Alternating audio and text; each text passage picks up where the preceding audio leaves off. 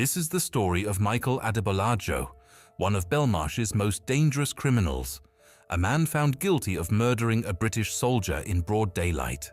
A British soldier is walking through the streets of London in an area filled with people, traffic, and nothing that suggests what is about to happen.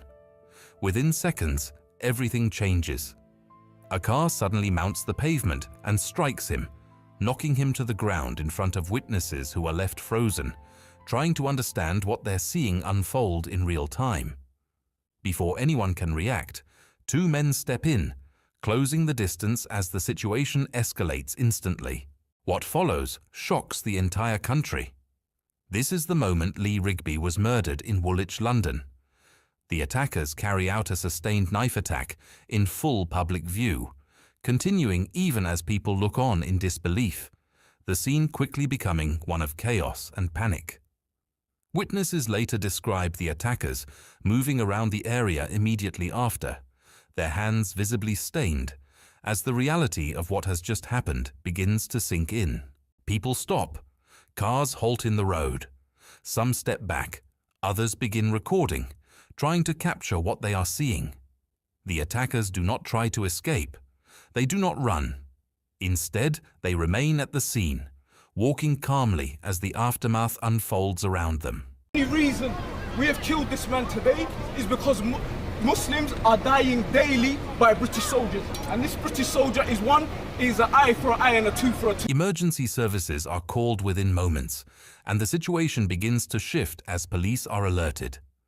Armed officers arrive quickly, but even then, it is not over.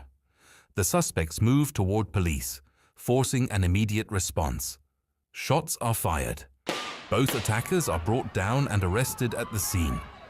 The incident, already witnessed by dozens, is now captured across multiple angles, from CCTV to mobile phone footage, spreading rapidly and turning the attack into a case seen across the world. The man at the center of it all is Michael Adebolajo. The investigation that follows moves quickly, with overwhelming evidence gathered from the scene, from footage, and from witness accounts. In court, the full timeline is laid out, and the killing is ruled a terrorist attack, driven by the attacker's stated extremist beliefs. He is found guilty of murder and sentenced to life in prison, given a whole life order, meaning he will never be released. Today, he is held inside HMP Belmarsh, one of the most secure prisons in the United Kingdom, reserved for the country's most dangerous offenders.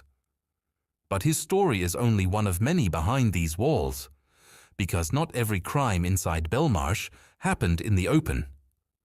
And the next case proves just how far some were willing to go. We decided to wait in the vicinity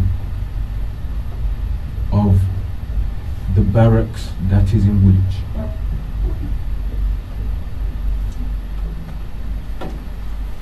By the qadr of Allah, by Allah's decree, whilst waiting to find a soldier, because between us we decided that the soldier is the most fair target, because he joins the army with kind of an understanding that your life is at risk when you join the army, you know?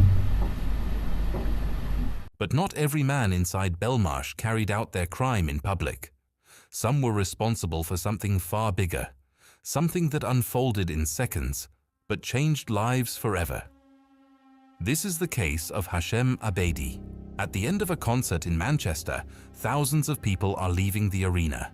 Parents with children, groups of friends, crowds moving slowly toward the exits. It's loud, busy, and completely normal.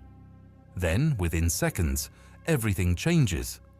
A man moves through the crowd, captured on CCTV in the moments before the attack. Seconds later, an explosion tears through the arena, sending people running in panic as confusion turns into chaos. 22 people are killed, and hundreds more are injured in one of the deadliest attacks in modern British history. In the aftermath, emergency services flood the scene, sirens echo across the city as police, paramedics, and armed units respond within minutes. The area is locked down, and footage begins to emerge, showing the movement of the attacker before the explosion. The man seen on CCTV is identified as Salman Abedi, the bomber, who dies at the scene when the device is detonated. But the man responsible for helping plan this attack wasn't even there. Hashim Abedi, his younger brother, had already left the United Kingdom. While one brother carried out the attack, the other played a key role behind the scenes, helping source materials and assisting in the preparation of the device. Communication between them before the attack would later become a crucial part of the investigation. As the case develops, authorities track Hashim Abedi across borders. He is eventually detained overseas and brought back to the United Kingdom to face trial. In court, the full scale of his involvement is revealed, showing how closely he worked with his brother in the lead-up to the attack. My name is Hashim Abedi, being captured the day of 23rd of May 2017 by FTS. And the case is Manchester bombing, and I'm getting transferred back to Britain.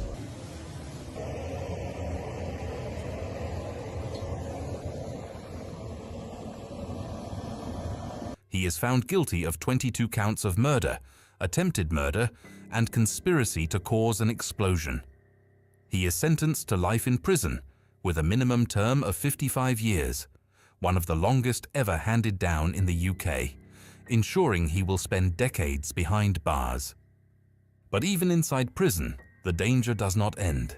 While serving his sentence, Hashim Abedi is captured on video inside the prison, moving through the wing under supervision, with officers nearby monitoring the situation.